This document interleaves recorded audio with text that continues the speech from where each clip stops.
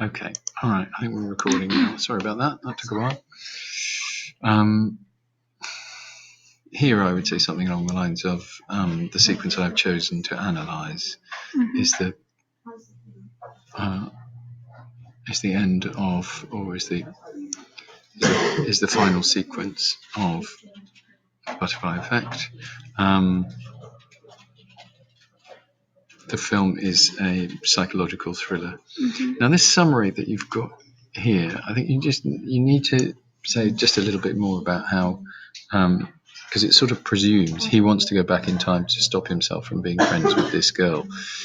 You need to say the main character, Evan, has discovered that he has powers to project himself through time, something like that. I mean, when I looked it up, I was on IMDb, and I just found a little summary of the plot wherever it's gone, and I would just sort of see that, because you don't quite know what's going on in the film there.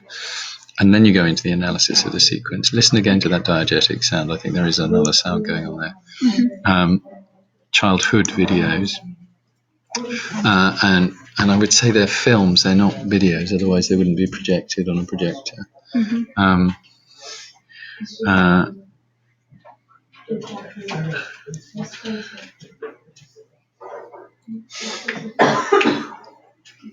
No, you haven't. So who are these doctors? They think he's mad or something.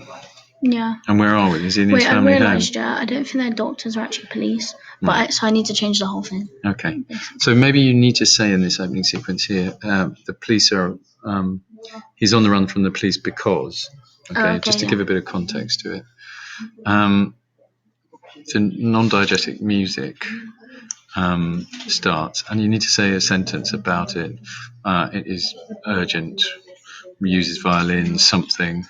But this is fine. The sense of a fast pan shot of the torches flashing, and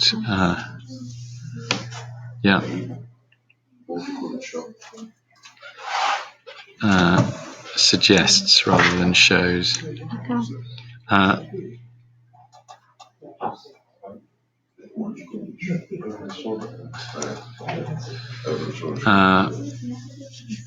I wouldn't say any of this. I would say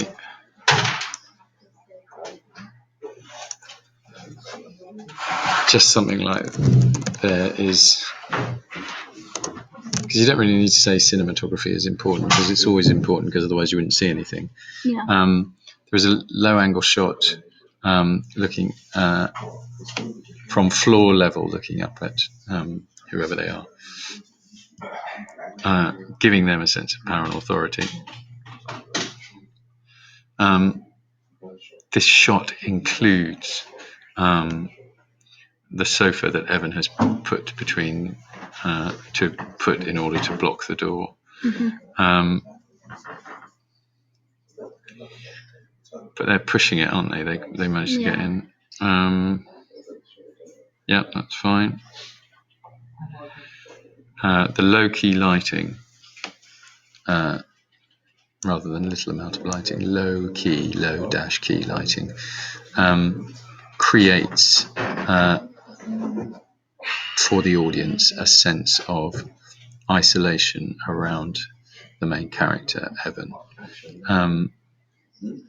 The light from the projector and the torches create, I'm not sure if it's prison light, and I mean, you could say the blinds sort of represent bars. I mean, you could have said that a bit earlier, that there are, but I would say that the lights, the way they use the lights, it's more like they're kind of little flashes, shards of light that represent the kind of broken, shattered memories that he has, and that for me, that's what it connotes. Okay. Now here you can say this, but I would say editing is important in this section of the scene, as it is throughout the film, as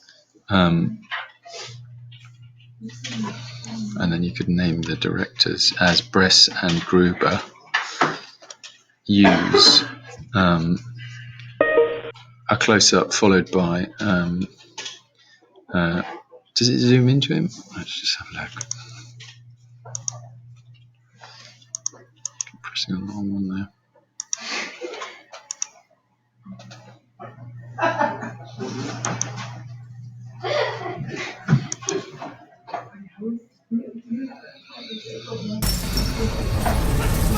Yeah, I think you need to talk about that as well.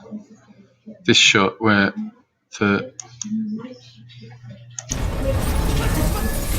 desk, he's sitting in the underneath the desk, and the desk rattles, and the screen begins to warp to suggest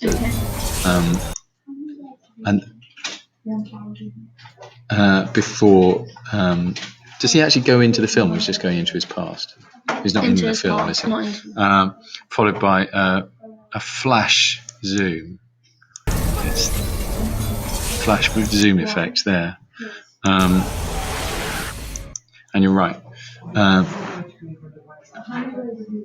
And it's important, presumably, this happens throughout the film.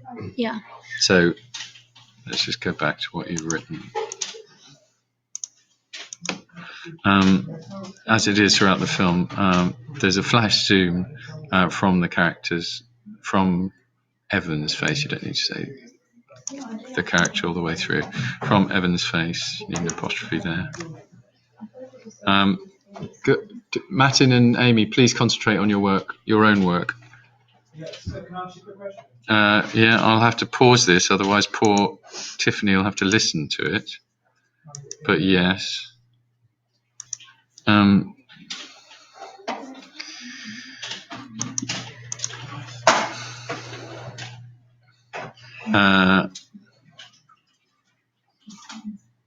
Okay, so remember, they aren't videotapes.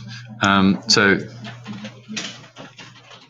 entering into his mind, and here I would say that this is made clear by the shift in the color palette, the tone, or the what could we call it? The grading of the shot replicates old Super 8 footage. Okay, sorry, you just need to look at that up, what I'm talking about. So it's like what a home movie used to look like. Yeah. So you should make a comment on how the directors changed the lighting and the color palette to make it clear that we're in a different time space. You haven't said anything about the dialogue here. You don't have to, but if you're short on words, you might want to. Okay, we'll come to the end bit. So, all right, let me talk you through what I think you should include here. So you should definitely use the word montage and talk about. You could talk about. I'll kill you and your whole there is a two-shot used as he whispers in whatever her name is, Haley's ear. Is it Kaylee? In Kaylee's ear. That he will kill her and her whole family.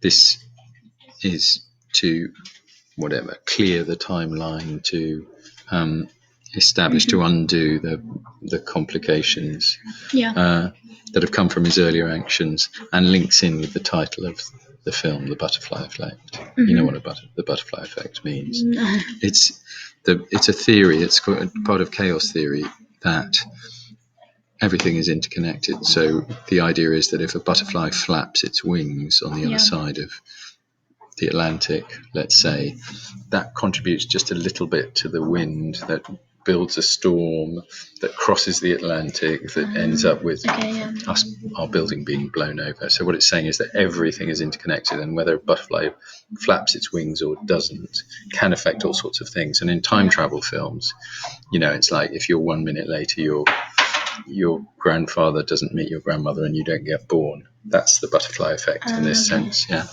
So a tiny little thing can change lots of big things. And then this flash zoom is repeated